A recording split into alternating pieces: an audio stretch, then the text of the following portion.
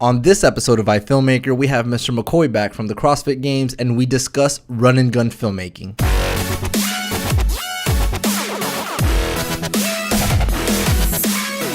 Welcome to another episode of Filmmaker. My name is Ariel Martinez, and with us back is Mr. McCoy. Thought we lost you there, buddy.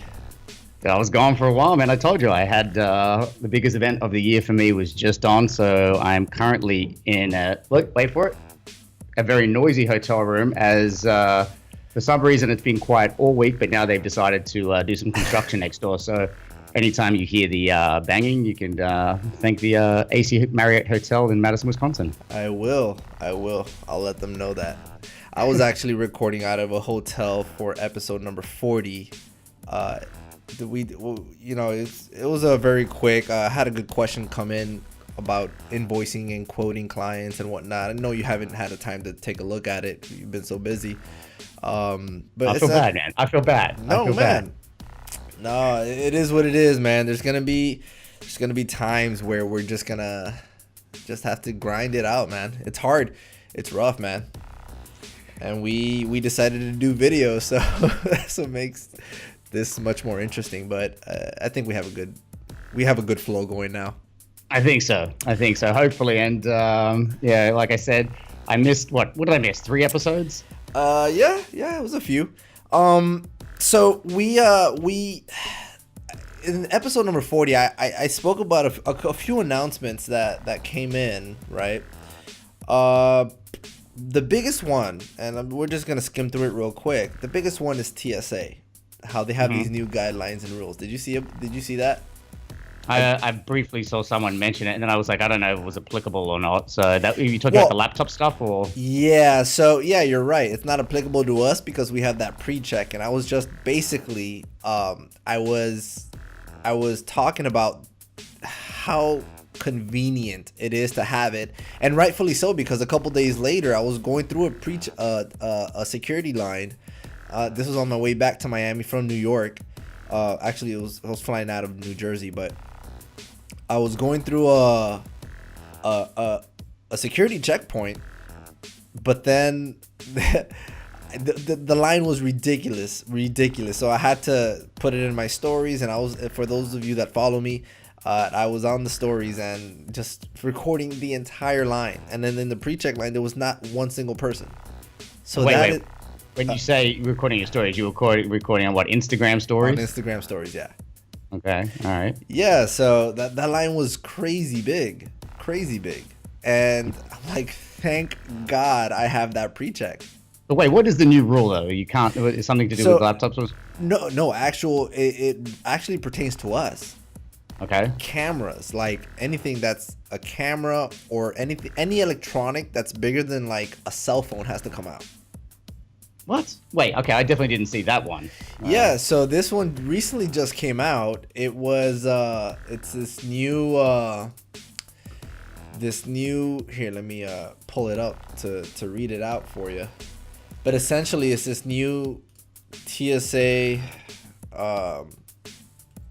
screening process, you know. Okay. And you know, it's pretty. It actually came out in I think it was Cinema 5D. It was that big that they actually had to announce it there. It was either there, news shooter. Here we go. Where is it? I don't see it here. It might be news shooter.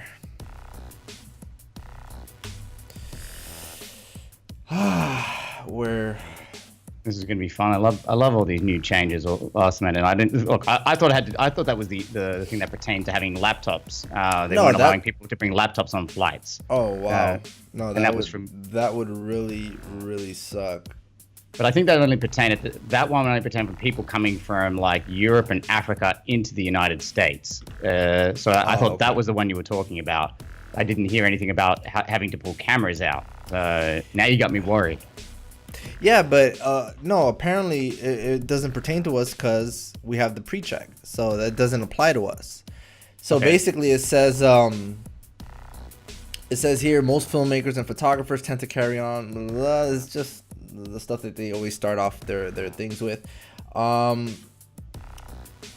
new procedures is ready is already in place in 10 airports, including LAX, Logan International Airport, and many others. Basically, Wait, what is the rule saying, Mr. Martinez? What is it? Is it stating specifically you have to pull out anything larger than what? larger than. My goodness, why is it so hard to find it now? I had it for last episode. Yeah, this is just unprofessional. I know, so man. Unprofessional. Yeah. I thought you knew about this. I honestly thought that you already had this and you already knew about this. No. Like I said, I thought it was the other rule, but I have not heard about that one. And considering I just flew out of LaGuardia the other day, last week, I mean, but you're saying nothing changed for me. I mean, they did take all my camera gear out of the bag and they did the little bomb swab on it. They took everything out though? At LaGuardia, that happens to me all the time. So, and LaGuardia is a mess. So anyone that's in New York City at the moment for the next till 2020, my big suggestion, besides the security or the construction that's taking place out there, is go to JFK if you can. LaGuardia is a disaster. So they always take all my stuff at LaGuardia anyway. So I didn't notice any difference. You know. Gotcha. So you have the rule there yet? It says, well, it's big because they have it here in Cinema 5D. It says pulling out your belongings from your pockets, taking off your shoes, belts. That's already normal. That's the normal stuff that they're. However, new rules announced by transportation make the process a whole lot more inconvenient for traveling filmmakers and photographers alike. But see here, it doesn't say exactly what they plan to. My goodness, I can't even find it now. It sucks. Oh, okay. I'm here on the TSA website, and see, it doesn't have any list of things that I really can't remember where I saw it. Well, then I'm gonna consider nothing's changed, Mr. Martinez. Well, you should, because I walked through security perfectly. Okay, so basically nothing has changed at all. Assume nothing has changed. However, I did emphasize the fact that TSA PreCheck is still a very valuable resource, even without this stuff. Sounds like you're scaremongering and it sounds like you're working for TSA and trying to get people to buy the PreCheck. It does sound like that. If you check out the last episode, I had to say, look, I'm not selling this stuff to you guys. I get it. I do get a 10% commission for everybody that I bring in. They have to say my name. So anyway, moving on. So let's talk. I haven't seen you for a little bit. Well, you were in my home city as I left. How convenient. What were you doing? How did it go? Well, I mentioned all of that in the last episode. I can't ask. I can't catch up. Yeah. So basically, I was in Philadelphia. I did a live broadcast there. It was a 2-hour live broadcast. We had to get there a couple days before to set up all the lights and stuff. It was quite inconvenient. The preparation wasn't the best, but that's how my client usually likes to roll. They give me a vague description of what's needed, and I go and show up with the gear that I usually travel with. Unfortunately, it was a very big loft, so my LED lights could only pull so much light into where I needed it, which was the cafeteria. The kitchen. And so basically, I had to light up the entire kitchen with 3 LED lights, and which was not hacking it for me. Thankfully, they had 2 LED panels, but I was messing around. Like, the colors weren't helping me. The practical lights were all tungsten. I was able to change mine to tungsten, but their LED lights were all white balance, so I had to bounce them off the very high roof, which drastically diminished the amount of output that I was able to have from those lights. So, and I mean, that was it. I mean, anything that could go wrong did go wrong in that pre-production process. Like, even like, getting a laptop, the laptop kept crashing like 3-4 times, and like, I had to go run out and buy a new laptop for them to use for the broadcast, because we couldn't afford for that to be. That was a risk, like the laptop crashing in the middle of the broadcast. Well, you could always do that Apple Store trick. You can go in, buy anything you want, and of course use it try it out for 2 weeks and try. Even though the one that I picked up, it was really good in terms of specs and worked perfectly. However, the trackpad was very faulty according to the guy that was running it. So like it wouldn't click when he needed it to click, and so either way, they're probably just gonna return it and probably just get the same one anyways. It was a really good laptop. And so that was that in Philadelphia, and after that I went straight to New York. I did one quick documentary shoot there, an endorsement video for the same client, and my goodness, it was in Manhattan, and this woman's apartment was very, very small, right? Welcome to New York City. Yeah, man, and I noticed, and not to mention my hotel was very small too, and that was, I mean, and the parking everywhere was $50, like in any garage, and it's like ridiculous. So I had a rental, but I was taking Ubers everywhere because it was like insane. And then I did the mistake of calling an Uber in the middle of Times Square at night, like at 11:30, almost 12 o'clock, and I had to call 3 of them total because the first 2 like just canceled the trip because they couldn't find me. The third one ended up finally calling me and finally found me, and it was like a hassle to get to the other side. It was crazy. But man, I gotta tell you, I mean, it was great to go and see the city and see all the places. And the next morning, I thought it was more busy than that, and even in the mornings. But it's like a normal city, in the morning. It's not as busy at night. You've been to New York before, right? Yeah, I've been to New York before. Yeah, that whole. I never experienced Times Square in the morning. That's the only thing. Oh yeah, but that's like even. I mean, I live in Brooklyn. I'm 4 stops from Manhattan, and I very rarely go. I try and avoid going onto the island as much as possible, and even then, I do not go up to Times Square. That's more of like the touristy thing. Yeah, of course. Yeah, you have to. I had to go and whatnot, and I was gonna take a ferry to go see the Statue of Liberty and whatnot, but I was running out of time. And why is everything closed on Saturdays? Like on Saturday, I went to go see. Well, actually, Saturday morning, I went to try to go to the top of the rock at Rockefeller Center to see that real nice view of the entire city. But they were telling me that it's 0 visibility, so I couldn't see anything there. I didn't even try. And the Holocaust Museum, I went to try to go there. That was closed. I passed by B&H. They were closed. Well, yeah, B&H is closed because of Shabbat. Yeah, so they haven't early. They're closed on Saturday from Friday. Right. It's sundown. They are open on Sunday. Yeah, that's why I always get those notifications that checkout is not open on my app and whatnot. Yeah, it's all. I get that. I make that mistake all the time. Is that a Jewish thing? You said? Yeah. Oh, okay. Yeah. That's why the museum was closed. So it's not everything. It's just It's a Jewish thing. I didn't know that B&H ran like it was ran. It's it's run by Hasidic Jews. They go on Jewish holidays and stuff. Well, no, it's every week. It's from that happens every week. Gotcha. And I always forget about that. So, but there's always Adorama. Yeah. I didn't even know that they were there. Oh, you didn't know Adorama's there? Actually, I did. I just didn't even think about it. The only reason I even thought about B&H is because I was on an Uber and I was just passing by. And I'm like, oh, look, there's B&H. And I figured I would go the next day. But yeah, I was talking to someone about B&H the other day. Everyone was like, oh, man, it's the most amazing place in the world. I'm like, okay, online they have a lot of stuff. But I got to tell you, I mean, have you been inside the store? No. It's not that great. It's like a normal store.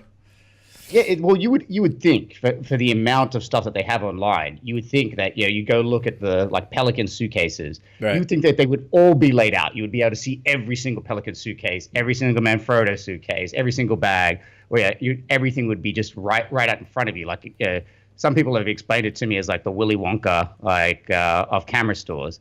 And there is a little bit to that. Yeah, but when you go in there, it's really like most of the stuff is actually you got to ask for it.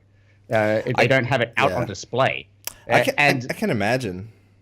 Yeah, but I say their customer service in the store, I guess because they get so many people, some of the worst customer service you can get. every now and then you get a nice person. I mean, that's not to say all of them are bad, but generally they're just very like fast. If you don't, there's not someone there that will like. Yeah, it's not like a mum and pop operation where someone will like, yeah, oh, here's a suggestion for a new bag that's come out and kind of walk you through. I've never had that at B&H. They're always pretty much like, what do you want? Okay, what's the name of it? Quick, run over the computer, type it in. Okay, you go pick it up downstairs. Is it always packed there? It's busy. That's why I guess they're kind of like that. So if you want that personal touch and you're like, I thought I would go there and they would be like, oh, I could go speak to people and ask them questions. You can, but they're very like short. And I mean, I go there all the time. I go there a few times a month, but you have to know what you want when you get there. So B&H is not the hype that everyone goes on about. So they do have everything. But I don't think that's an excuse to have bad customer service, though, because I mean, look at the Apple Store. They have, I think they have pretty good customer service, and they're always stacked. That's true. You know? Yeah. Anyways, so you didn't miss much. Was the point of my story. Gotcha.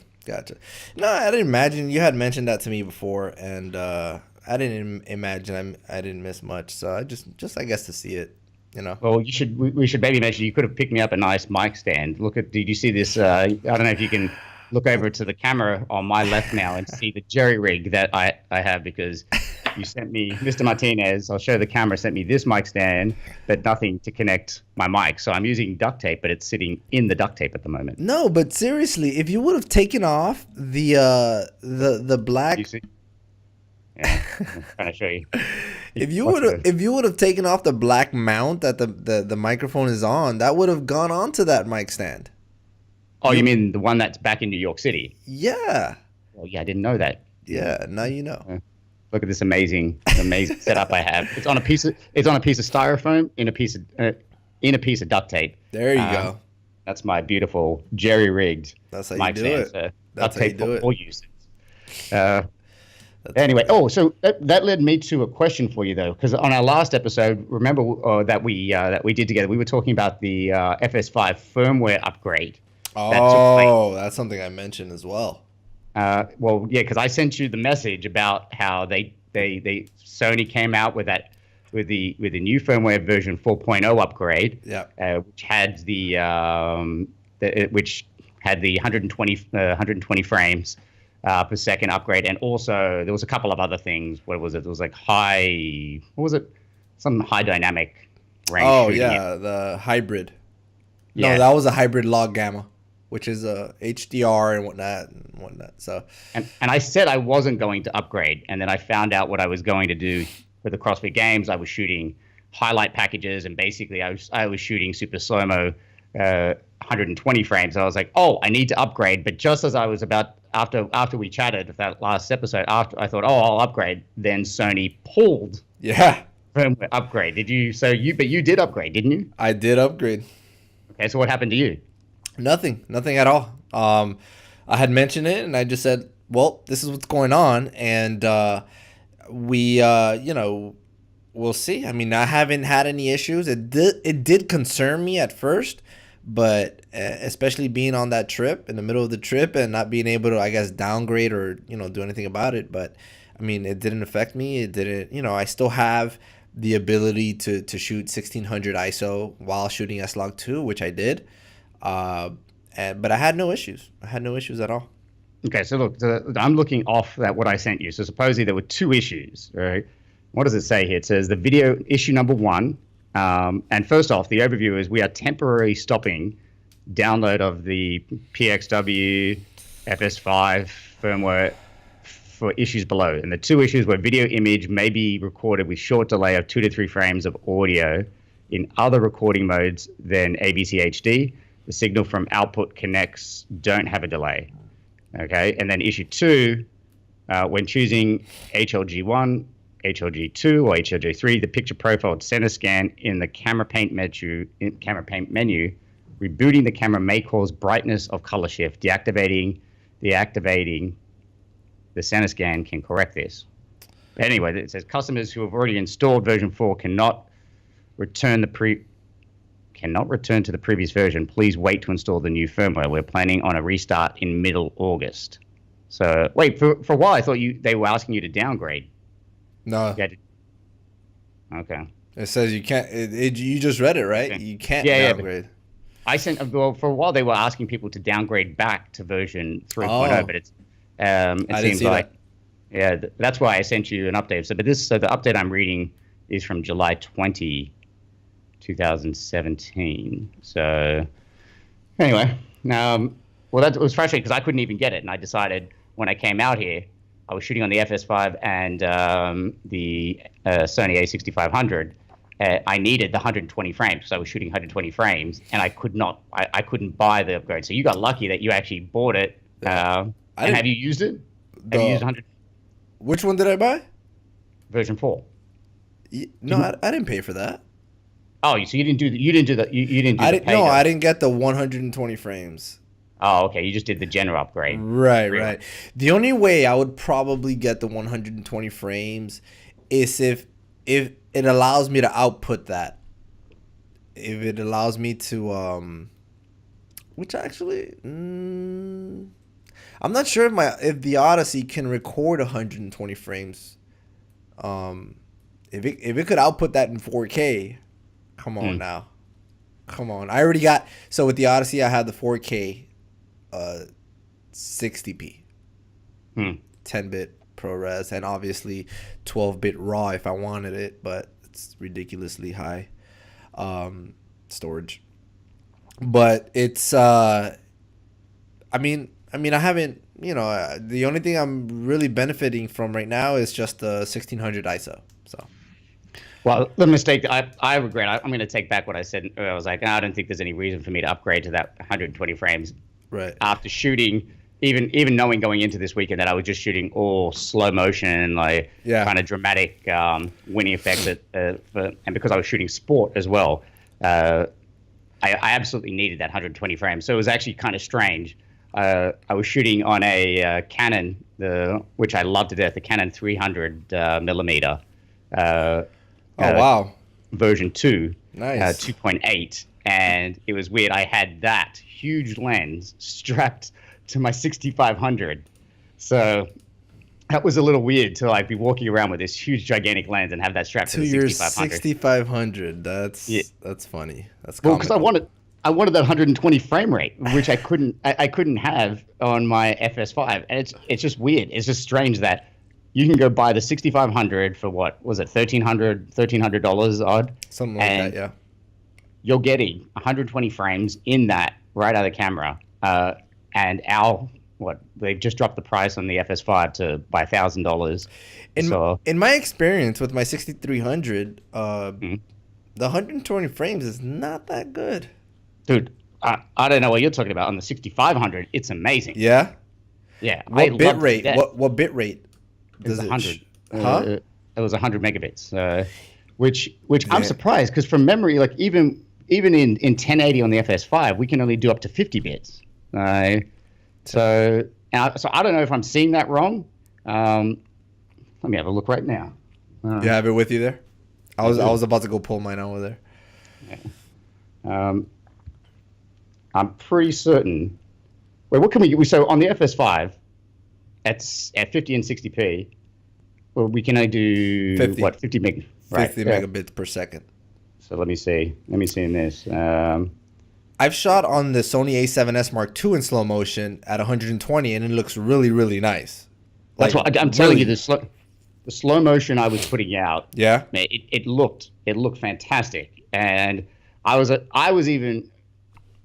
using basically this 6500 I have in my hand. Right. The whole time I was biasing that over my FS5. I was like, oh man, I love my FS5. I felt like all of a sudden I was cheating on it with the 6500.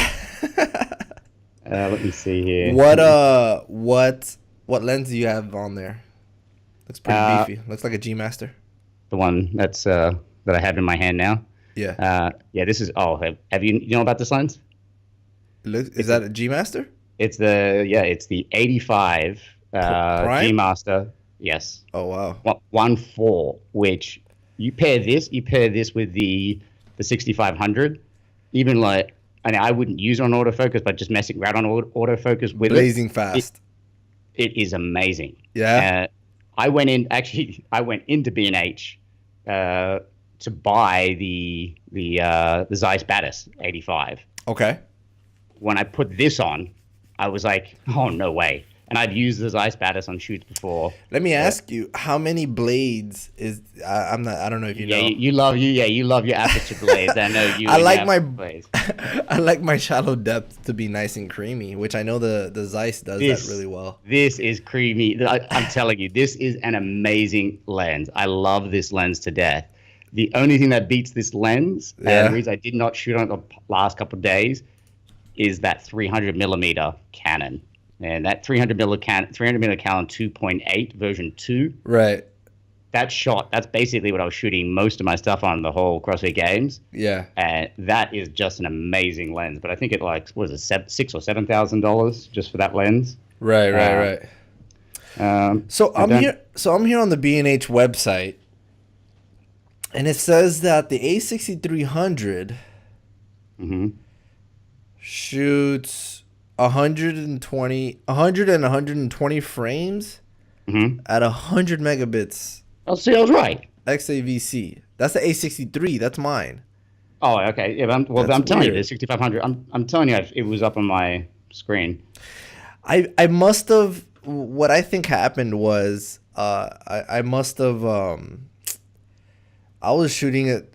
It was relatively. It wasn't even dim lit or anything like that. I was in like S-Log 2, which I should stop doing with 8-bit color, man. Because wait, you were on the 6300. You were shooting S-Log 2. Yeah. Yeah. I mean, I don't do that. On these. Wait okay, I know what happened. Wait, what are we talking about here? I was shooting 60 frames per second. Yes. That's why I only was limited to, which says here, 50, 60 frames per second. Am I reading this right? Okay, yeah, 50 megabits per second.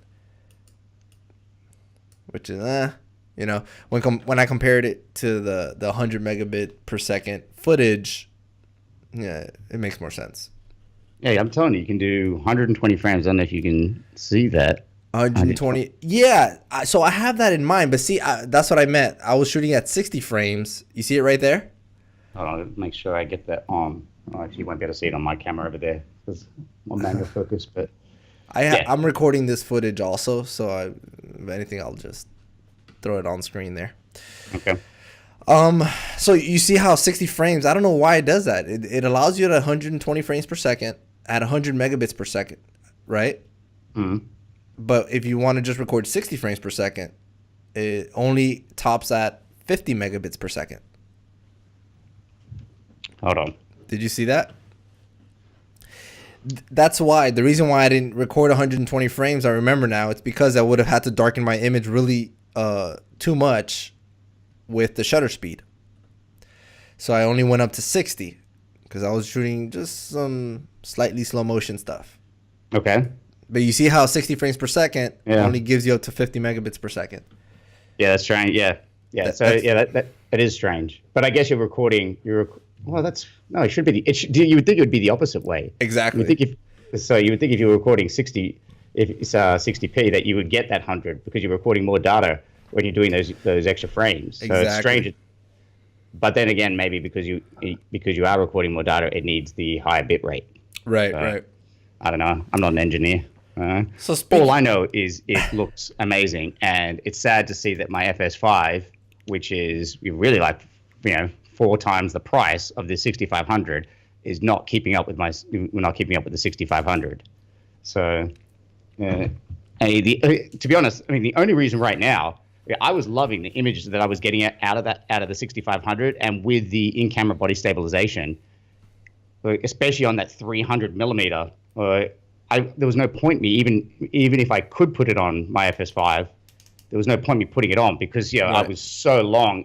Any little shake was being picked up. So even on the FS5, there's no point. So you really do need that in-camera body stabilization, which brings me to my next point. I ended up renting that lens that's going around that everyone's using at the moment. Everyone's reviewing, and that's the Fujinon. Was it the 18 to 55? I saw that. How was that lens? Okay, beautiful lens. I was amazed, you know, with the image quality that you could get at it, and it was sharp. It's a sharp lens, and it's great. It's light, and I was loving it at first, but once again, it sucked on my FS5. So why is that? Well, for what we do, for any like sports / documentary stuff, there is no stabilization. There's no stabilization. So yeah, when I first put it in, I was like, wow, it's so sharp, and it's really sharp. Anything like at 2.9, 2.9, it's not as sharp. So I was kind of shooting, like 4 or T4. Okay. It was great. It was just amazing. It's a really great lens. I think it's a T2.9. Yeah, that's what I'm saying. Yeah, T2.9. Right. It's not as sharp. So, but without that in-camera body stabilization. So if I put it on the 6500, it was great. But on the FS5, once again, it was just a little bit too shaky. I was finding myself, if I was trying to do interviews, I was trying to put it on my shoulder just to balance it out a little bit, and I was basically holding the camera by the lens. I don't think that lens is meant to be going run and gun like we do. That's part of the reason why I kind of decide to, and you saw me, I run around with a monopod, because I can easily go from point A to point B. And when I want that extra stabilization, even though I might have it on the lens or on the camera for whatever reason, it just gives me that extra support. And after hours and hours of doing that, it's not so bad on your back. You know what I mean? Like you can let it rest on that monopod and just hang out there and be there forever, you know? So, and it's more convenient than running around with a tripod, less convenient obviously than going full 100% handheld. Right. Right. Yeah. Well, I mean, it was sad. If there was that in-camera, if there was a stabilization on it, that would be my. I would for the FS5. Yes. I'd buy that lens in a heartbeat. So it's so sharp, it's so beautiful. I mean, if you're always on a tripod, you're shooting. I mean, it's a great lens to have. Right. So, but if you're doing anything that's handheld and you need to move, or you're doing interviews, it's unfortunately it just wasn't. It wasn't there. So, and I was just about to buy that lens. I hate renting. I just like if I see a lens, I think the specs are going to be great. I'll just buy it, and I'm glad I did not buy it. The Fujinon? Yeah, I was happy. I was happy to return it in the end. Yeah. And the first day I had it, I was like, "Oh man, the image is so great. It's so sharp. I love this lens." And again, because it is that like cinema lens, what I love about all of them is that you could change your t-stop, or because you could change your t-stop without seeing any flicker in the image. Yeah, so usually if you're like on a Canon or a Tamron lens, and you start changing your aperture. Yeah. You get that flicker, whereas with these cinema lenses you don't. So that was one of the great advantages. But again, for what we do, it just didn't meet the standards. So I was actually considering that lens as well. I was just gonna get the set and kind of like finance it. I wasn't ready to dish out like $8,000 for it. But you're gonna buy both focal distance. Yeah. I was just gonna for an 8,000, but. No, I mean, obviously, I knew those limitations already, though. I knew those limitations that, I already knew that, there is obviously no image stabilization. So that's something that I do take into account. I mean, I got to tell you, man, which is why I love the new 24-105. It's gorgeous. And obviously, with my Metabones, I'm talking about from Canon. With my Metabones, that new image stabilization is fantastic on the lens itself. Wait, but it's an F4 on the 24-105, right? Right. But then I use it with my speed booster, and then it becomes a constant 2.8. Yeah, well, the problem is the speed boosters. Yeah, they're great, but I've actually had even one of them recently. One of my speed boosters in my Metabones is broken. So. Okay. And it seems to be those issues that pop up all the time with those Metabones, the speed boost in particular. The general Metabones, there's no issue because there's no glass on the inside of it. That general Metabones, it always loses focus. Like there's little screws you have to like tighten. And I've had it, a couple of my friends that I've worked with, been on set with, and the little screws get loose. Right, but is that because are you going autofocus? I never go autofocus. No, I would never go autofocus. No. Gotcha. So I'm saying even right now, I've got issues on the speed booster that I have. I couldn't use my speed booster this past shoot because it's not allowing me to focus. It will only focus like near. So the Gotcha. Metabones, and that seems to be an issue with all of them. So I actually got to send it in. I was using the standard Metabones I've got here. I was using the standard one, Yeah. and that was totally fine. But I know I really want a lens. I haven't. Yeah. Right. I haven't had reduce that any weight. issues. Yeah, it pops up. I love them to death, but for me, I know you like that f4. I do, and I do shoot. Look, where is it? Well, Right what I like most about it is the fact that I can, I have all that zoom range, and with my Metabones, I am at 2.8 constant, and I'm fine with that. Well, I do the Metabones when I'm using this. This is the Canon, what is it, 70-200, the f4, because I use that specifically because when I'm running around all day at an event, that even though I love the 2.8 to death, for the price you can have this 70-200, put the Metabones on it, the Metabone speed booster, Right, and that brings this down an f-stop, and that I love to death. Go ahead. Sorry. Go ahead. But as my main camera lens, like for instance, I've got the Tamron 24-70 here. I want a 2.8, and so I also want a 2.8. So if I do need to switch it out and hand it off to someone who's shooting on a Canon, who has it on a Canon body, it's 2.8. And after even shooting, what did I shoot on?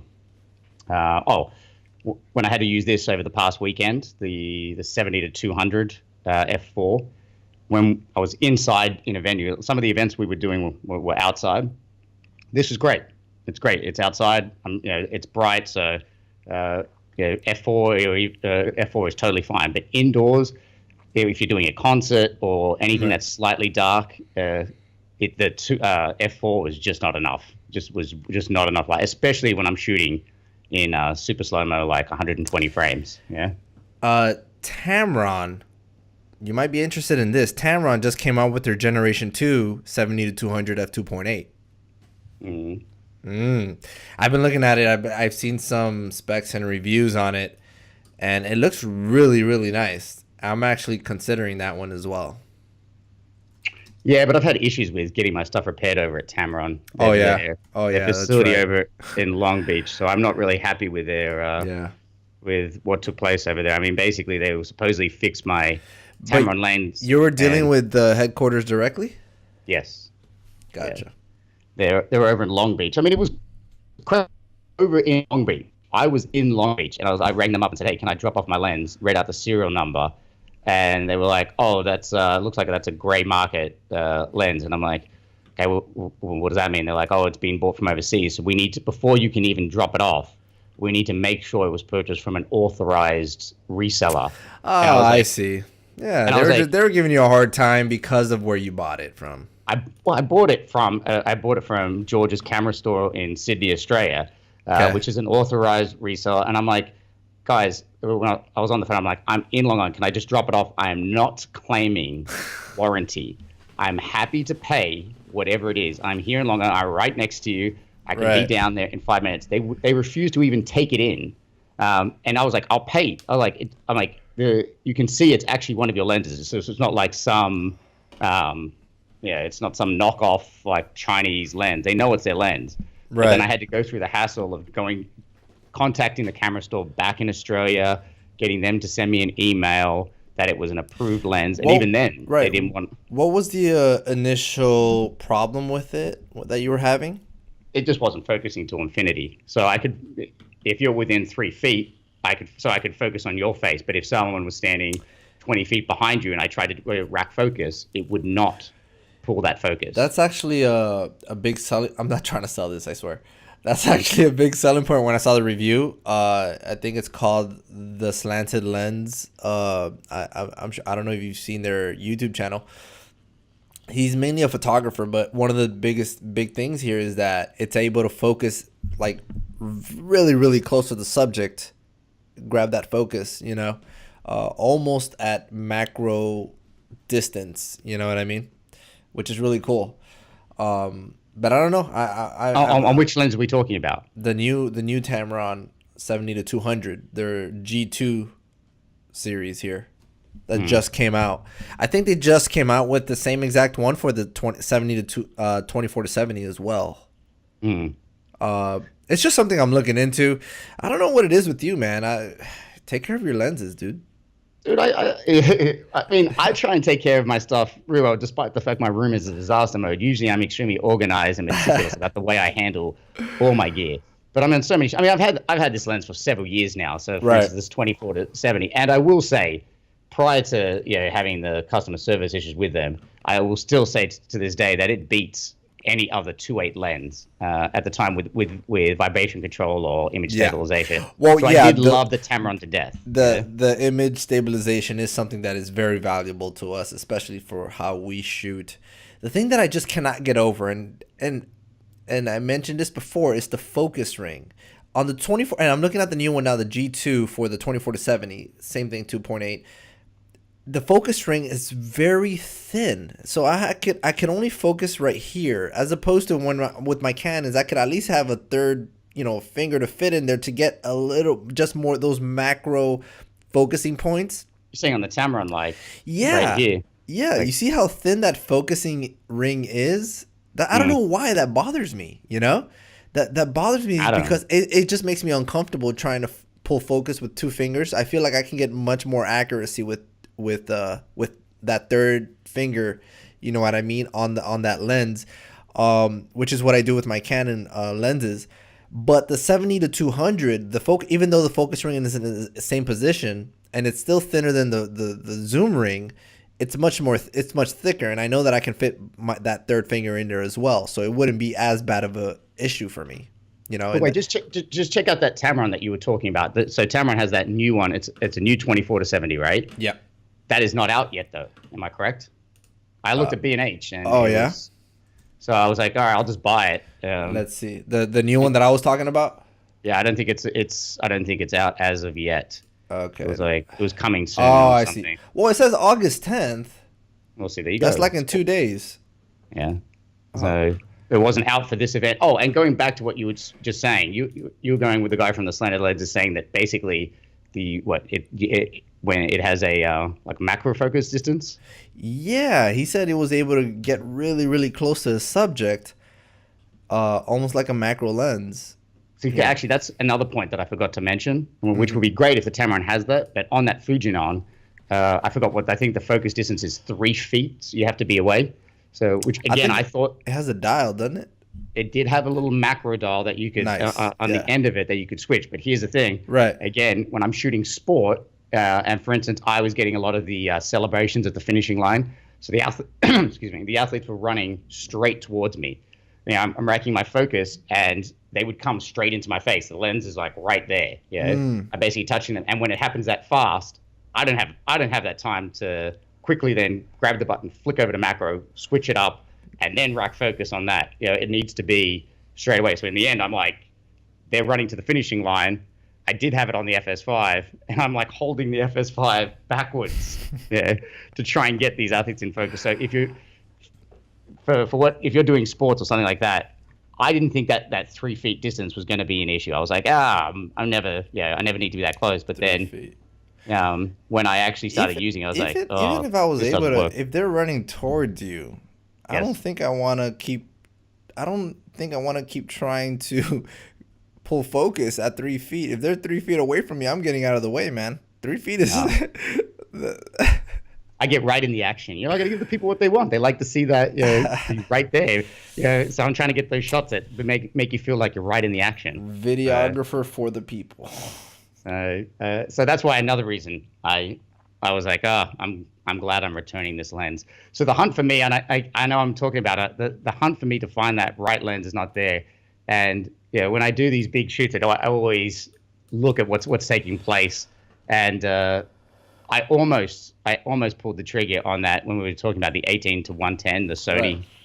Right. But once again, I've decided like f4 is just not enough. And for that Sony, what is it, $3,400 for the Sony 18 to 110 millimeter?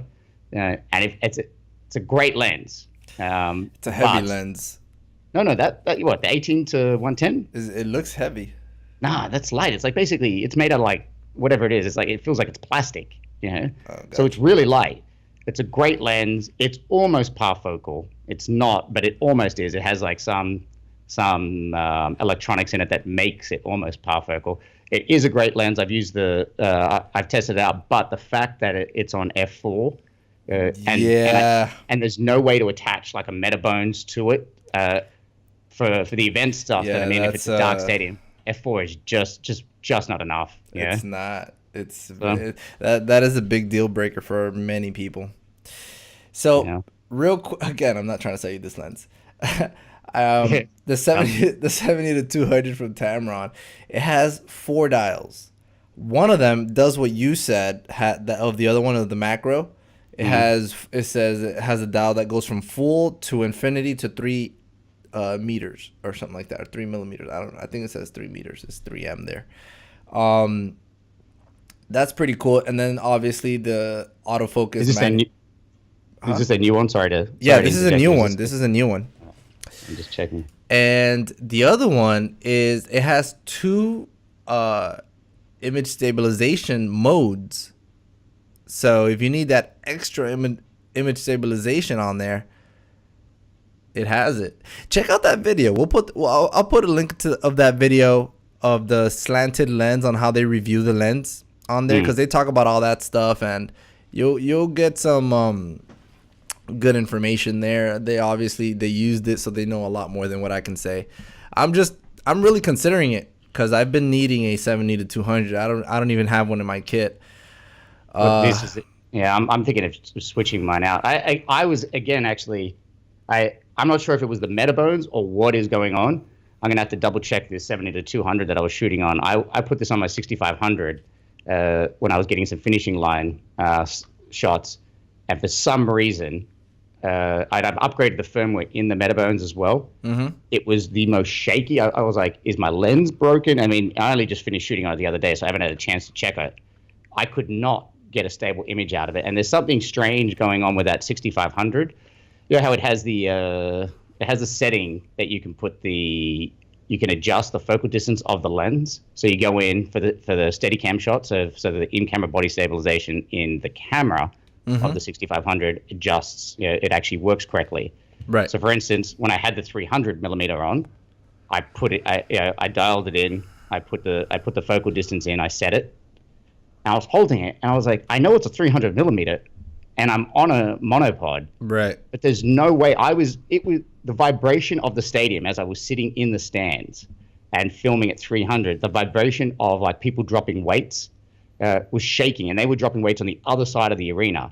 I was picking up that vibration in the camera, and I was like, And you were wow. seeing it on that small monitor? No, I was using that's another one. I was using the what we call the small HD focus. I had that. Nice. How was I that? had that on top. That was that was great to have when I paired that up, because especially I was shooting a lot of outdoor stuff. But I was picking up the vibration. I was like, man, this is not right. There's no way. I know I'm at 300 millimeters, and I know I'm like zoomed in, and I know I'm up close, but there's no way it should shake so much. And then finally, after messing around with it, I was like, all right, let me just try auto. And auto stabilization. So instead of setting the focal distance to 300 millimeters, for some reason, when you put it on auto, bang, it fixed that issue. It all of a sudden the image became stable. Like it seemed like the image, the in-camera body stabilization was not working when I set the focal distance. I had to go to auto, and just being a person that never likes using auto. You mean autofocus? No, this is the stabilization. Right. Yeah, you said stabilization. So you're saying, Hold on, the cleaners are trying let me ask you. So to come into my room. No, something- thank you. so you're saying that, and I don't know if I remember this, because when I think it's the same thing. When I used to use the Sony A7S Mark II a lot, when I would use the with the image stabilization of the lens, it would deactivate the internal image stabilization of the camera. Yes. Right? Is that what you're saying? Yeah, I don't know what it was doing. So for instance, you go to this here, right? In the settings, hold on. Okay, so steady shot. Can you see? Yeah, I see it. Okay, so the stage switch, there's auto. I see. Click on that. There's auto and manual. Okay. Oh, and in manual, you have to set the amount of stabilization that you want. Right. And so manual, you see, can you see it there? Yeah, I see it. You So have it at that- 55 millimeters. Yeah, that was why I was messing around with it. So you Right. can adjust. You can adjust it all the way down. Yeah, yeah. Okay. So I was doing that for the 300 millimeter when I had the Canon on, and when I would set that up, I was all right, putting the focal distance 300. I didn't even tried. Where right? did you put it? Where did you set it to? At first, I set it to 300 millimeter manual. Okay, and then I was still getting the shake, and then I did, because we're using a crop sensor lens. I then was like, all right, it's still shaky. So I was like, all right, I did the math and started changing the focal distance. I was like, all right, maybe it's like 406. Maybe Sony needs to adjust for what the actual length is when you're using it in a not in a full frame camera. So that So goes. I even tried that. That goes up to 300. This goes all the way to what? 1,000.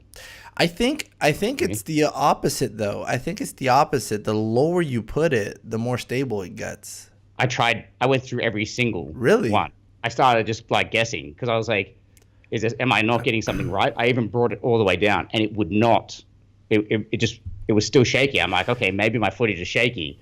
But I ended up then going, all right, and just clicking out of that and going to the steady shot adjustment and just going to auto. Right. And when I did auto, all of a sudden, bang, it kicked in. Okay. Strange. So Well, now you know. You just leave it at auto, and all your problems will be solved. no, but then I tried that on the 70 to 200 both ways, and it wouldn't work. My 70 to 200, like the image stabilization was not working. So I don't know if that is if it's a Sony issue. The in-body image stabilization, is that what you're talking about? Yeah, But the lens, the one on the lens did work, right? I don't know. I don't know which one was not working. All I know is that the stabilization on the 7200 just was not working when I paired it with the 6500. So Through the Metabones, right? I had it on the Metabone. So it could be a Metabones issue, it could be a lens issue, or it could be a camera issue. But the fact that I had that issue, the Metabones was working fine, paired up with the 300 millimeter Canon, says to me that it seems to be like either a camera or a lens issue. So Gotcha. anyway, those were my trials and tribulations. But going back on that, that's the small HD focus. Yeah. Right? Tell me about that. Because I know a lot of people have been using that, and I will say it's great. You can't use it with our FS5 because it needs the micro HDMI. Yeah. So I was like, oh, that would be great for ours. Yeah. Because it is so bright. I don't know. I can't remember how many nits it is in brightness, but yeah, the whole idea of that small HD focus is that it's small. It's a small on-camera monitor, and that you can be able to see it in daylight. Yeah. Now that is true. It was bright, and you could see it in daylight. But they said that you could see it, with this the sun basically right behind you, and that is not true. So there was false twice? advertising. Yeah, there were twice where I was standing up on. We had an obstacle course. CrossFit, they built this huge military obstacle course out there, and I was at the top of the obstacle course. At the very end, they had to climb a ladder and get to the top of the obstacle course, and I was standing on top of that, shooting down all the competitors, jumping over, and I literally had the sun directly behind me. And on top of that obstacle course, there was no shade. It was just all exposed. And up until then, the focus was great. Anytime it was bright outside, I could see it. But when the sun was directly behind me, I could not see a thing on that monitor. You put it to the extreme. Yeah, and that was with the sun directly behind me. That's an extreme situation there. Yeah, but I mean, the way they made it out. I know. It will work in that situation, and it absolutely did not work. I still want to get a good bright 5-inch. I'm thinking the 502, or is it the 502? Small HD. It's a small HD monitor for my FS5. I need something that, I mean, I love my 7-inch 702. That's what I'm on. You're not on the hybrid, right? No, I'm not. I'm not. We both have that standard. Yeah. Yeah, I have that as well. Where it went on sale. Yeah. I picked I that up pretty cheap. Yeah, me too. But I really want a 5 inch, something smaller that I can run and gun, like for a CrossFit event. It just running and gunning with the 7 inch is just a lot of weight. You know what I mean? 100%. That's why I wasn't on that. That's what I was saying. Like it might be a bit much, but I do want something more than my LCD on the camera.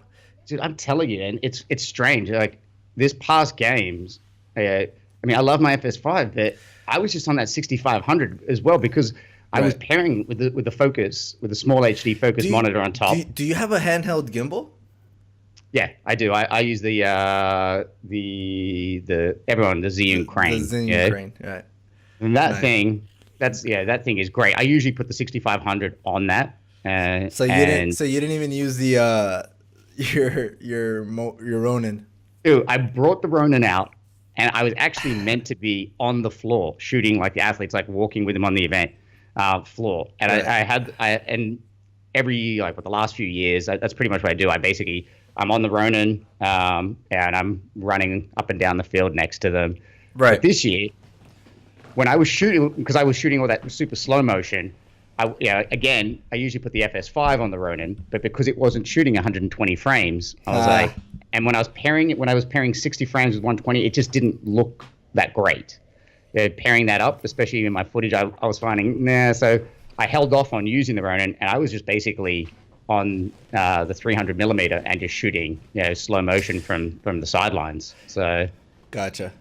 So I was able to do a lot less running. So, no, I didn't use that. And if I had to, I shot some stuff on the Zhiyun crane, and that's where it's becoming that situation. Like setting up that DJI Ronin, it just takes too long balancing it, and especially if I'm changing lenses on it for an event and I seen you do that, and I've always thought that's a lot of time. I mean, and you only have one. It's not like you have.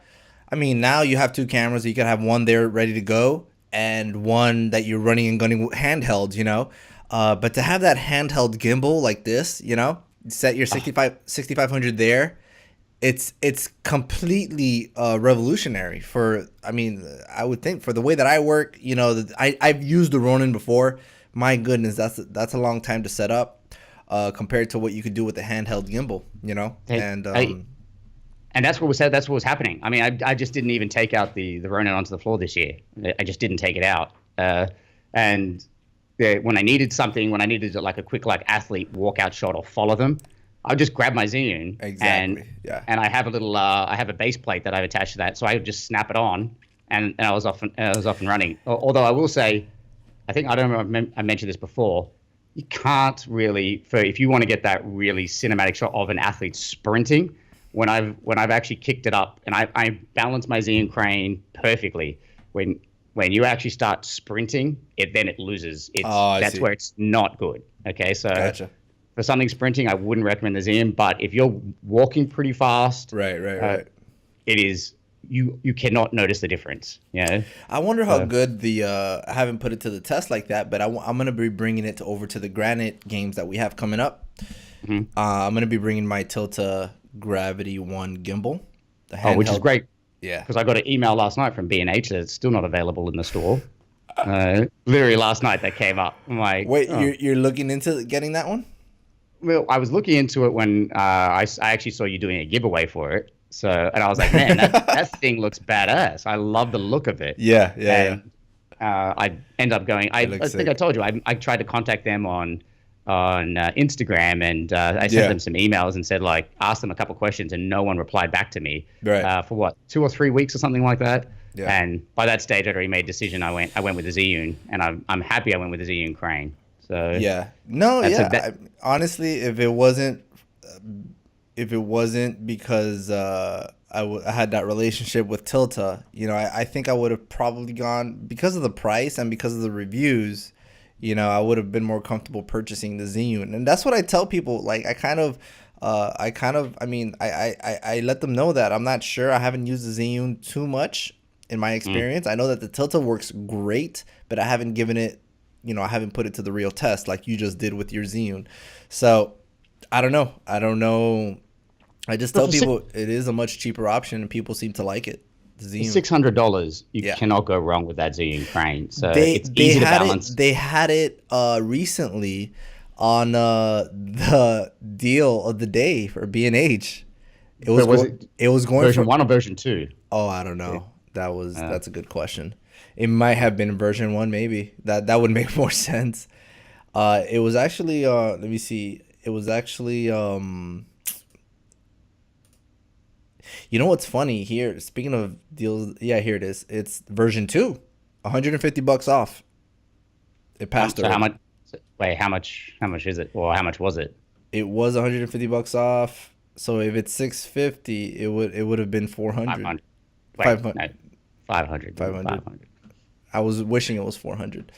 Um but yeah, I mean, I would have gotten it right away if I didn't have the G1. It just wasn't worth it at the moment. Well, it's going to be interesting to see what happens when, with how fast gimbals are coming along. If they can get to the point where they can hold like a red and and a 70 to 200 on it,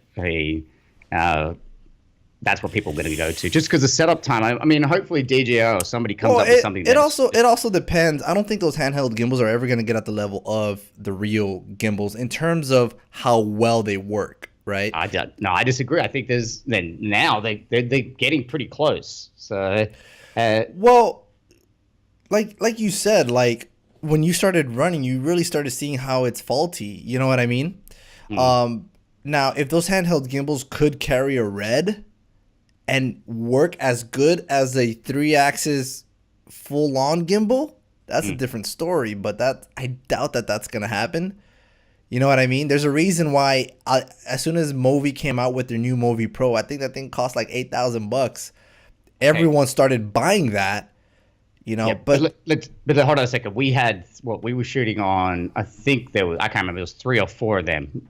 I think at the CrossFit Games. I used it briefly. Movi Pro. Yeah, I used it. CrossFit bought a bunch of them, and I used it. I was like, oh, I was shooting. There was 2 of us shooting at the CrossFit Regionals in the East, and I used it. I had my Ronin there, but the Movi Pro. We had the Movi Pro out there as well. So, great time to give it a try. Run around, man. It's just so heavy. Oh yeah, it's meant for heavier cameras. Dude, the guys this past week that were shooting on it, there was so, like, I'm not kidding. Every morning we were sending like the joke pictures back and forth of everyone like getting massages on their arms and their back because it was pulling out that. So they hadn't rigged it up, so they had, you can get the They're rig, using so the Easy Rig. Yeah, then no one was using that. I saw someone had it there, but for some reason no one was using it. So everyone was just running around handheld, right? And the amount of weight. I mean, I tried using that. And what camera were they recording on? I can't remember. I think there was like 8 reds there, so I can't remember which reds there were. But bottom line is, I mean, I picked it up a couple times and was like, oh my God, the weight of this it's just too much. Yeah. And even if it wasn't a red, like just that Movi Pro in general, having that bigger rig and carrying that around, it's just it's backbreaking, and it just makes you not want to pull that out. And I'm always like, for instance, even my Ronin, it's not that heavy, but when you're shooting an event all day and you're carrying, even with an FS5 and a really simple lens like the 16 to 50, that's a light setup. Yeah. Right. But when you put like a 7-inch small HD on it and you're on it all day, it just starts wearing on you. You start getting tired, and you get to the point where, like, I hate pulling out my Ronin. I'm like, I just hate setting it up, balancing it, and then carrying it around. When you can just take a 6500, and slap it on the Xeon crane. Yeah. I mean, it's crazy. Wait, hold on. Let me do something right now. I'll show you. Watch. You have it there with you? I think I'm hearing myself on your headphones, or you just disconnected me. That's funny. Oh, I'm back. Can you hear me now? Yeah, I hear you. All right, so let's do this. So you want to use this? Okay. Well, let me change the lens first, because this is the... That's the 85. Yeah, I don't ever shoot on the 85. But I mean, it's just so fast. Yeah. So when usually I've got my 6500, Is that what you shoot when you're on the crane there? Yep. So you get the crane. It's already set up. All I do, let me try to hold. I usually have the legs on it. Put in simple base plate. Yeah. This is what I love. Snaps into place. Yeah. There. Turn it on. Press the button. You're good Boom. to go. I'm ready. Yeah. Ready to go with this. Now, try and do that on the Ronin. Like, good luck. That ain't happening. Yeah. So especially if you want to balance it out like perfectly, that's just not going to happen. Yeah. And this isn't even, I haven't even set this up to balance. This takes 2 seconds to balance. Yeah. Once you get it all set up. And I'm in my hand, and the footage you get from that, and just the ease. So if someone tells me, all right, I want you to get a quick walkie out shot, I just slap this on. There's no real thinking about it. I don't have to worry. I have this on the side, but you want me to do that with the Ronin. I'm like, wait, give me 30 minutes. So I'm just going to get the stuff set up. Yeah. Yeah. Yeah. Yeah, for when you need to grab the shot right away, man, especially at the CrossFit Games, that's something that's extremely invaluable, you know? Or any type of sporting event or any documentary stuff. You know, something's happening on the fly. You need to be ready to go. And what I loved about what I had going is I had that in my hand, and then I had my FS5, I was just carrying that around. And so if I needed to do a good interview, I could just pull up the FS5, because the FS5 has the better audio. I've got my XLRs in there. I was doing all my interviews on the FS5 and the rest of the action stuff on the 6500. Yeah, man. When I bought my FS5, I knew that my A6300 had better 4K. I knew that it was sharper 4K, and they're both 8-bit 4K and all that good stuff. Obviously, now I'm using the Odyssey, which I had always planned to do. But the reason I got it was for that, the XLRs, the built-in ND filters, which was a godsend.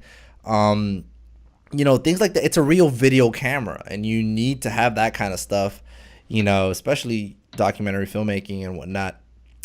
Speaking of which, I saw this new product from Sony. In terms of audio, they have this really cool lav system where you can connect it to the front. The cold shoe mount in the front of the top handle of the FS5.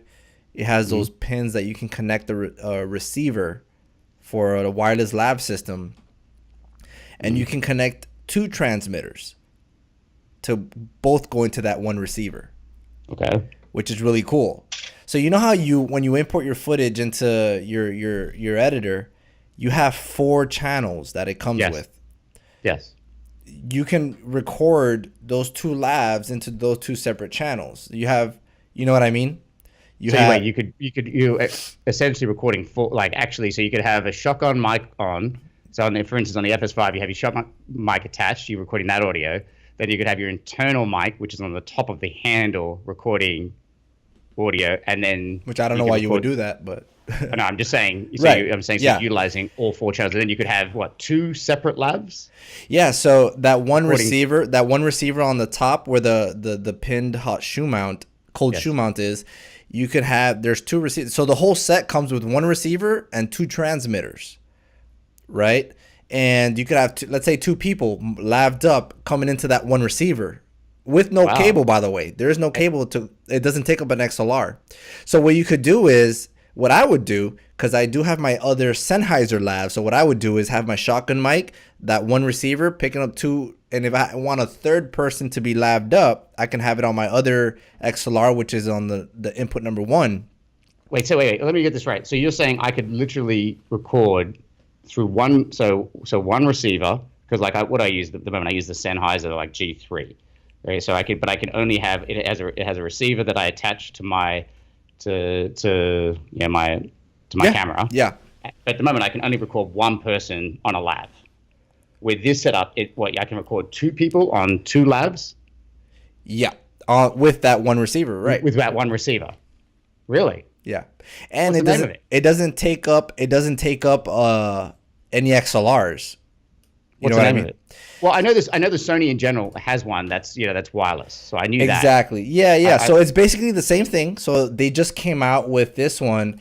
I saw it. I'll tell you right now. On 'Cause I'm the looking, so my Sennheiser is starting to get a little old and beat up, and the cables are getting a bit Oh worn. yeah. Oh look. Wait. So I remember I put it on my wish list because I definitely want to get that because it's important. Because if I ever need to do an interview or a walk and talk or whatever it is, I'm following 3 separate people, even 4 separate people. I can have that all going directly into my camera, and I can still be a one-man show, doing that. So, here, let me go to my. Here it is. Sony 2-channel portable receiver with 2 body pack transmitters and lav kit. What's the price? It is $14.95. That's not bad at all.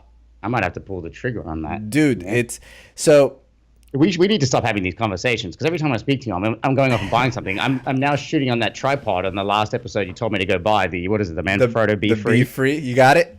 I'm shooting on that right now. But the How FS5 convenient is it? How awesome is it? It's great because I can just put it in my suitcase. I mean, I haven't traveled with it yet because I had it shipped here to Madison. I had it shipped to the hotel I'm staying at. Gotcha. So I got away without paying that state sales tax. Gotcha. But when it came, I mean, wait, look, it comes in this little tiny bag. Look how small it is. Yeah. I mean, I need to get myself that same tripod because the one I have now, which is my very small, thin travel tripod, I use it now for. I pretty much don't move it from the corner of my desk anymore for these videos. But it's also a ball head, which really doesn't do me any good when I'm trying to record video, do any panning and tilting. So, well, the main thing that people don't realize for video is having that little bubble head so you can adjust it when, like, so you pull out the feet, and then if you're, for instance, if you're shooting in a city where there's cobblestone streets or something, right, and the legs are on different angles, you need to level it. Yeah, you need to level it out for video, especially if you're doing a pan. Does that tripod let you do that? Yeah. But it's not really by the legs, just by the head? By the head. So you adjust, it has a little... Oh, it has that. Wow. Yeah, so it has a little bobble, so you can move, so you can adjust the actual head left to right and balance it out. Do you see it sturdy for the FS5 with some bells and whistles on there? It's a little. I don't know what the weight capacity is, but I just put the FS5 on it. I think it said like 8.8 or something like that on the website, something like that.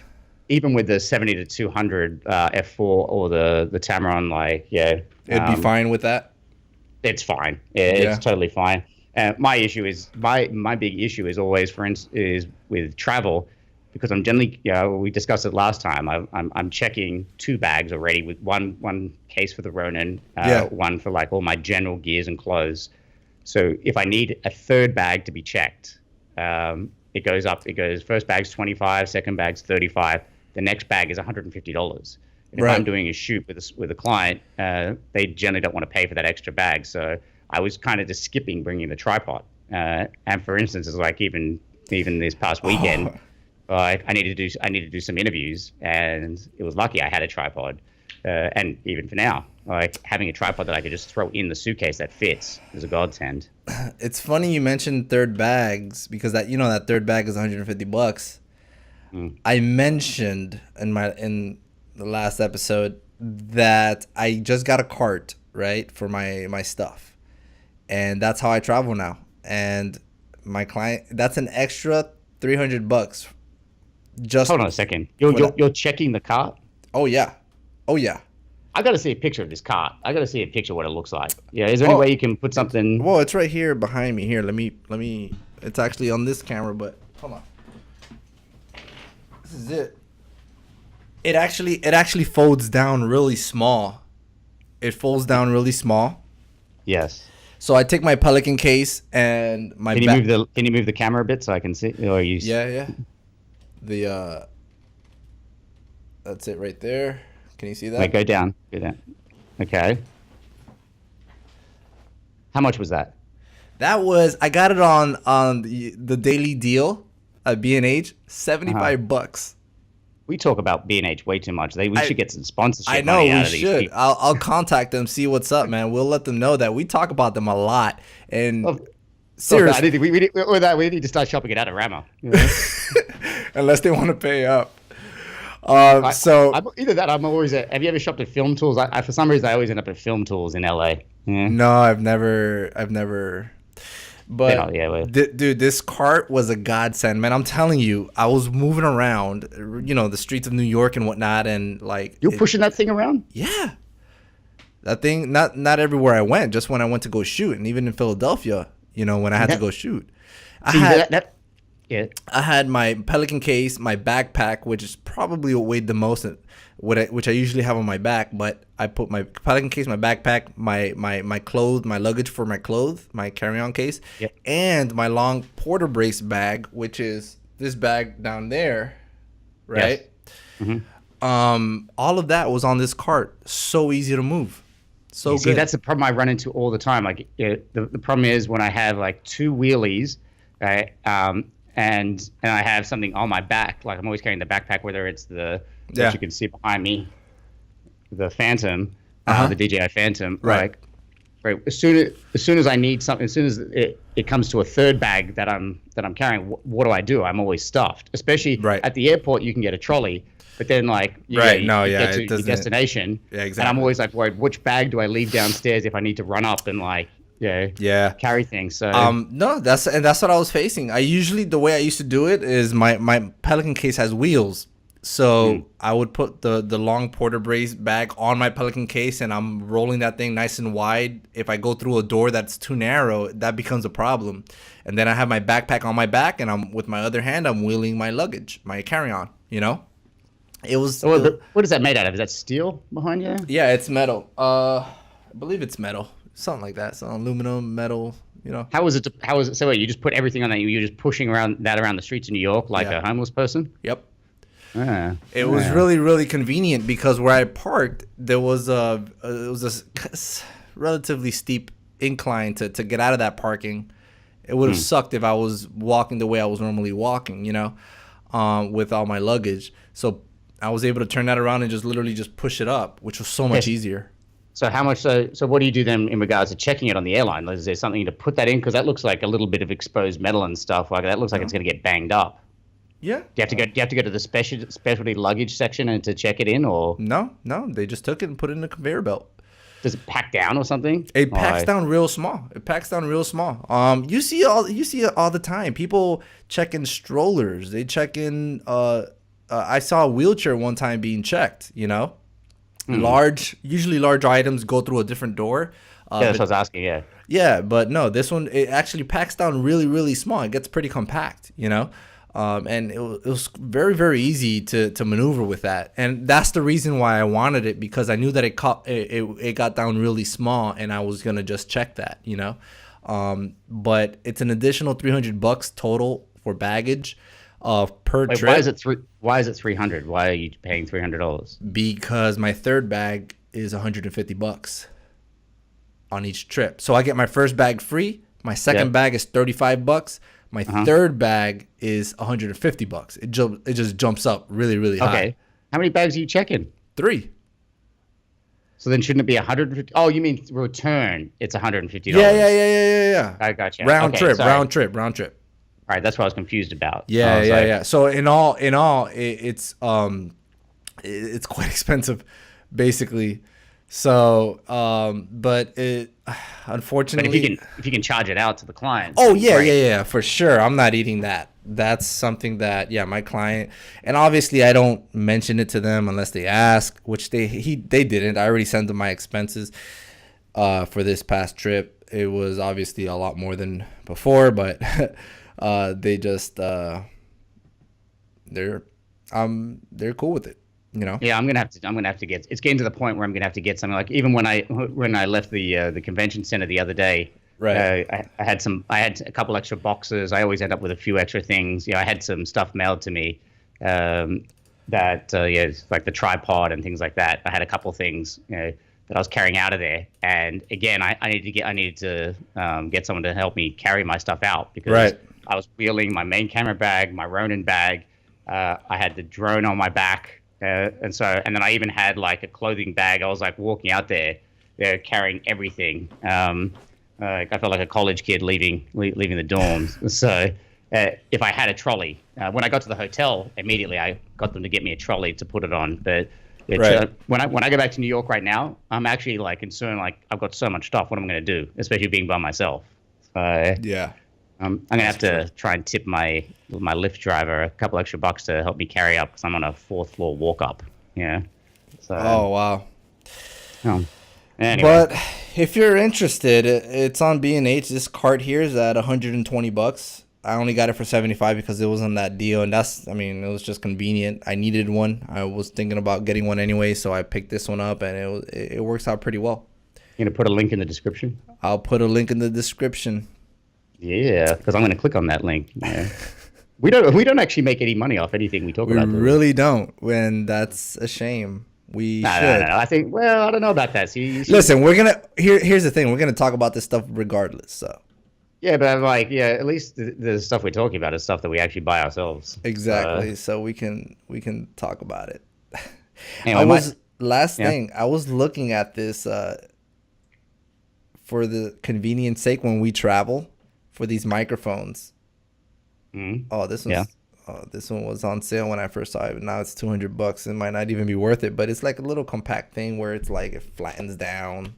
It just pops out like it's a microphone that you can connect to your laptop. It might be a better scenario than what you got going on over there. What, you don't think the mic in the styrofoam on duct tape? There you go. You don't think that's professional? You don't think that's professional? Come on now. That's a good rig. That's a good rig. Yes. But I've got a fair bit of travel coming up, so I don't know what's going to happen. So if you need to save space, this is. But no, there are much cheaper alternatives. Actually, this is a little expensive. I'm not even joking. For this next trip coming up, where I'm going to Thailand and where am I going? I think I'm going to go to Korea, Thailand. I think I'm going to Korea and Australia. I'm almost getting to that point where I'm like, I'm going to test out. There's this. You can buy this little this mic kit that you could put on top of this camera. I forgot the name of it. So you can have like 2 XLRs on it. So what is it? I can't remember. It's like the. Oh, I know what you're talking about. It has a mic on it as well. You're talking about the Sony. I forgot the name of it. It's like the XK. It's a module. It's like an ECM. No. Sony Shotgun module. I'm not sure. I'm trying to see if I got a picture of it. Let's see. I know exactly what you're talking about. Yeah. Let me have a look. I think what is it? I think it's like the XLR A2M. Yeah, it's an XLR adapter with 2. Look up XLR A2M, I think it was. And it comes with a mic and XLR inputs. Now, I know the preamps on the 6500 and 6300 aren't great, but when I'm traveling, I really want to keep my gear to a minimum. So, and I will be doing some like paid shoots out there, but a lot of it's going to be on the fly. What's the purpose of the trip? I'm shooting on a yacht for 2 weeks. I'm doing thing. Yeah, it's going to be tough. It's going to be tough. It's going to be really tough. But one of us has to do that. So I think I'm doing that in Phuket somewhere. Yeah. So I'll be on a yacht shooting. Basically, they need some video shot for their website and of course Instagram. Everyone wants their Instagram stuff. So I'll be filming a lot of that for them. So that's the main shoot I'm going out there for. And there's like 3 or 4 shoots that I'm finalizing up. Gotcha. Either in Korea or Australia because I'm already out there that I'll be doing. So point of the story is I really want to be traveling light. Like for instance, on the yacht, I definitely need to bring the Phantom because I'll be doing a lot of aerials. I'm bringing the Phantom and the Mavic Pro. Yeah. So I already have that. And I'm like, is there really a need for me to have my FS5 when I'm traveling? Yeah. Wait, yeah. Did you just say the Phantom and the Mavic Pro? I'm gonna bring both. Yeah. Yeah. Why are you taking both? Well, I'm going to be on a yacht. So let's say, that, of course, I've never had any pilot ever. I've never crashed a drone personally, just only a couple times. So if I crash it and I'm in Thailand and I'm there on a shoot. You mean as a backup? Yes. So I definitely want to make sure I have an extra drone there. And for instance, let's say I get in and for something happens, it's broken in transit, and I'm literally have gone to Thailand to shoot a video on a yacht. And a lot of the stuff that I'm going to be filming is that he's basically doing a route around some of the islands in Thailand. So they want Right. to make sure they get video of each destination. So when you click on the website and you see where they're going to these islands, people can see what the islands look like. So a lot of that is just going to be drones. So I've got to make sure I have two drones. That's why I always have two of everything on a shoot. One Just in camera goes, you got case. another one. Just in Well, case. especially out there, what am I going to do? I can't just get an Adorama B&H delivery in 24 Amazon delivery in 24 hours when I'm sitting on a yacht and on an island in the middle of nowhere. Yep. That makes Anyway. sense for sure. And For one of the sure. stories, hopefully, if those XLR mics, which I'm going to buy this week and have shipped out to the hotel, if those work, I'm considering just buying another 6500. So I'll be on two 6500s as opposed to an FS5 and a 65. So Why don't you get like a proper like Sony A7S II or A7R2? I could. I like but why am I going to spend that money when the 6500, does everything I need? Like what's the low light on the A7S. Capability and the fact that you get a headphone jack. Yeah, but you can get a headphone jack if you have the small focus, the small HD focus. On the small HD focus, it has headphone. It lets you audio. listen to the audio. Yeah.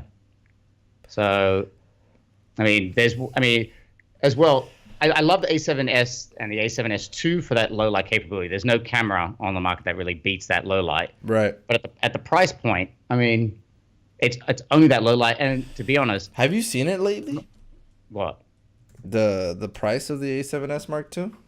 No. Was it 2100 or something? 2698. Yeah. 2700. Yeah. At that point, it's great, but then it's like, how much do you spend? If I'm going up at that, like, so, okay, that's 2600. And then I'm kind of like, well, why don't I just buy an FS5? Because that's what 4,000. So it's just like, right. Look, the A7S II is compelling just for that low light capacity, and the A7S II has the in-camera body stabilization as well, doesn't it? The A7S II, yeah. I like that. Maybe I should do that. See, stop talking to me about buying stuff. I'm going to end up buying more stuff. It is a bigger screen also on the A7S II. Yeah, but these Sony screens on the back, I don't care. Even that, it's just it's not usable unless you're really indoors. So. Oh, I see. Yeah, $13.98 for the 6500. Dude, I'm loving the 6500. No, it's a great camera. I love my A6300. You simply just have internal stabilization. But that's a huge difference. No, it is a huge difference. I would totally, if it was out when I went to buy it, obviously I would have gotten the A6500. But I bought mine before the A6500 came out. So. Yeah. So actually, let me make that amendment when I was talking about the Fujinon, whatever. Yeah. When you do put it on the 6500, then great, because you have that you have that in-camera body stabilization on it. So, but I really want to, when I'm shooting on that, I really want to be on the FS5. So I really hope that if they come out, there's rumors about this FS5 too.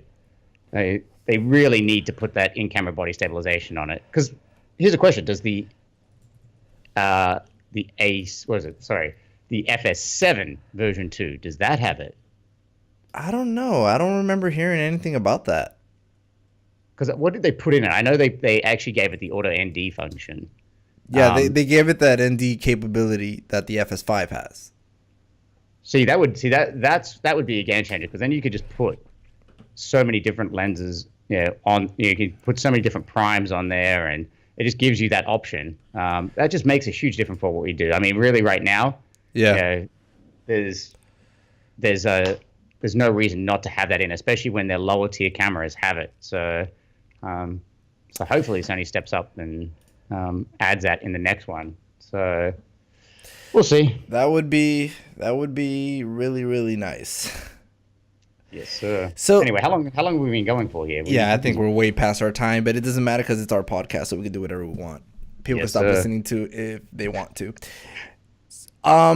Something crazy happened on the last episode, and I was like pulling what's left of my hairs out for like 6 hours trying to troubleshoot this issue. And what basically happened was the recording that I had done on the FS5, I recorded it in XAVC normal, like XAVC. It was 50 megabits per second, whatever. And onto this card right here. But when I went to put the footage in, it was corrupted. And I didn't know that because it would show me some frames fine. And then anytime I tried to transfer the footage, it wouldn't transfer. Okay. And I would put it in the editor. What I usually do is while it's transferring, I'm editing, reading it straight off the card. And once it's done transferring, I'll just relink it to wherever I transferred it just to stay organized yet productive. I don't know what happened. I really don't. At first I thought that it was my drive that was messing up, but it's a G-Tech. And I'm like, wait, that's not supposed to happen. And it's relatively new. And then I started seeing, and then I started getting notices that the file is like, it's dropping. It dropped a lot of frames. So I see only like a red screen on there. And I'm like, man, how did that happen? That's never happened with my FS5 before. So I don't know. So and what I think happened, and this is just a theory. So this card, if you see it here, you see I'm holding it. If you see it, it's a 64 gigabyte, 80 megabit per second card. Yeah. So I'm recording 50 megabits per second. So theoretically, it should work fine. However, after recording for a long period of time, I don't know if that starts to take a toll. It shouldn't, right? But I don't know if that was concern. I don't know. I really don't. So now today I'm shooting. I'm on these. What are you shooting on? I'm on these ones here. I'm on the. But how many megabits? See, you have 90 megabits, so it's still faster than mine. Yeah, and I actually forgot. I took one of these cards out because I was editing before we got on the call. I'm usually always doing dual recording. At the moment, I'm doing. Oh, I see. See, a dual recording. I have never done that before. I have, and then I'm like, I didn't need it, and so maybe that would have helped this issue, I always do dual on the FS5. That's part of it. I mean, I've never had any files ever corrupt. The only time I ever had files corrupt was when I was on a Canon 5D Mark III. Right. And I tried to record to CF, which everyone was like, oh, CF is the best. Oh, it never corrupts. And then it's faster, but with that, you need faster. I mean, the reason you use CF is one, the camera only records to CF. Also, if you're gonna get much higher res files and you need a faster transfer rate and whatnot, so it's good if you have it. But one thing happened. The thing about the CF is that I had a CF card reader, and then one of the pins inside the reader just got bent, and it was unusable at that point. Question for you: where did you buy that memory card? This one here. Yeah. This one I got out of Walmart out of emergency one day, and I just kept it. Wait, no, Walmart. No. I bought some SD cards from Costco. Oh. And then I had issues on those. And so to this day, I always say, and for memory cards, and everyone knows, like, even like, don't go to crappy little shops and buy whatever you want. Like I go direct to like B&H or Adorama and make sure I get them, because there are some fake SD cards. Like, people see them on eBay, like, oh, there's cheap SD cards. I'm like, I don't recommend SD cards on eBay. Yeah, fakes from China. These are the ones these are my standard ones now. This is what I always use here. These are Lexar 64. Let's see if the camera will I know that this camera does focus. It's a Lexar 64, 150 megabit per second. These are really, really good. How many megabit? 150. How much are they? Two of them. I think there's a deal. Here goes B&H again. There's a deal on these on B&H. I think they're still going. For two of them for $75. See, I love these. I like these SanDiscs. I used to. Now they're $90. Yeah, they went up. Yeah, I'm not buying a 90. For 264 gigabytes for $90. I got mine, I think, for $75. I had to get another pack because remember I had to give my SD card to my client, which by the way. Did that money come through? Did that check? Yes, clear? It cleared. Your concern last time, you did a shoot for some couple that you had never met. They gave you a check, and I said that's risky if you don't know who they are, and they were from overseas. Yeah. No, they're check cleared. So I told you, I figured it would. Look, the Lexar also has the same one that I showed you, but 95 megabits per second two 64 gigabyte cards for $47.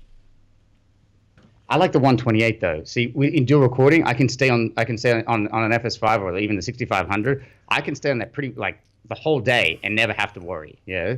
Right. So I like having 128, but I do want something faster just for the transfer rate. So a lot of the time when I'm like quickly come back to a media room, I need to dump the cards real quick.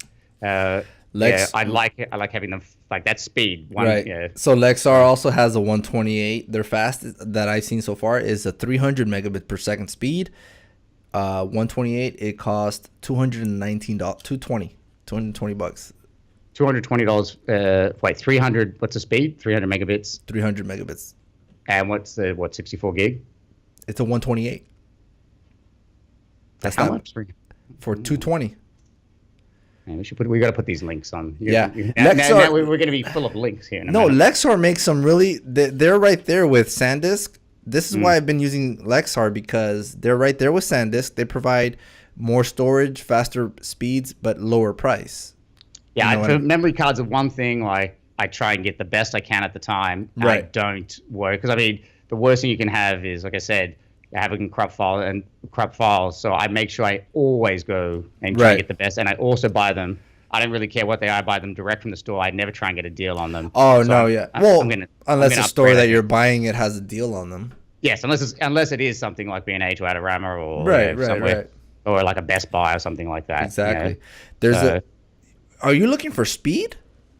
Or because why would you? There's no reason why I would need a 300 megabit SD card. No, well, I am looking for speed because sometimes there are times where I hand off footage and then and I know the proper way is I should always put it this way. This last event I was so out of hard drive space I literally had to. I usually take the footage off the SD card. I save it onto a hard drive, then I transfer from the hard drive and I import to Final Cut. Right. Sometimes I was out of memory. I was transferring it from the SD card straight to Final Cut. Yeah. Which I usually never do. But I was I didn't have time to go and buy or have like hard drives sent. I had 6 hard drives with me. All of them were full. So I was down to such little memory. I was actually importing from the card. And so having having it fast would have made a world of difference for me, especially because I was doing fast Instagram videos. So an event would finish and I was trying to get the video out straight away. Is that because of the dual recording that you do? No. Even without the dual recording, you filled up? What do you mean? Because you said you record to 2 SD cards at a time. Mm-hmm. Meaning, but I was only taking one SD card out. You know what I mean? That's just so one's just a backup. Yeah, on the FS5. Right. So now, I was just out of memory in general because yes, originally I was recording. I was saving at the beginning. I was saving both files. I just saved both of them on my hard drive just in case. Right. Just in case I look at one of the files and one of them has been corrupted. Right. I know the other one's there. Right. So, but for speed, it would have been useful for me when I was quickly doing a quick turnaround and just importing into Final Cut. Right. It would have been useful for me for that to have that speed. So if I can afford it, I'll do it. Yeah, it's not that necessary, but in that instance, when I'm doing a fast event. Instead of transferring, even if I'm doing it correctly and I'm transferring from my memory cards onto a hard drive and then importing that over into Final Cut, then for me, even having that transfer and having the files immediately there will speed things up for me. Yeah? Gotcha. So, yeah. Anyway, I've got to get moving. I actually have, as we're talking, I have edits that I need to get out today. Let's get on that, man. I actually got to do a few things too, man. But we could talk about this forever. That's okay. We have another podcast Monday. Monday, yeah. So this one is for Thursday. All right, man. It was good catching up with you. Yes, sir. Time just flies. I'm here until Sunday in Madison, and then I'm flying back to New York City. I have one more shoot out here. Okay. So I assume for Monday's episode you'll be there as well.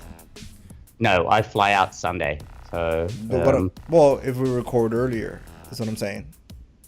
We'll see. I'll be here. We can record whenever.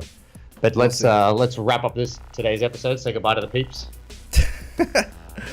All right. Well, that brings us to the end of the episode. Sorry it was so long, but we can talk about filmmaking and all the nerd stuff all day long. So with that being said, Mr. McCoy, I'll see ya, and you guys will catch you on the next episode. Peace.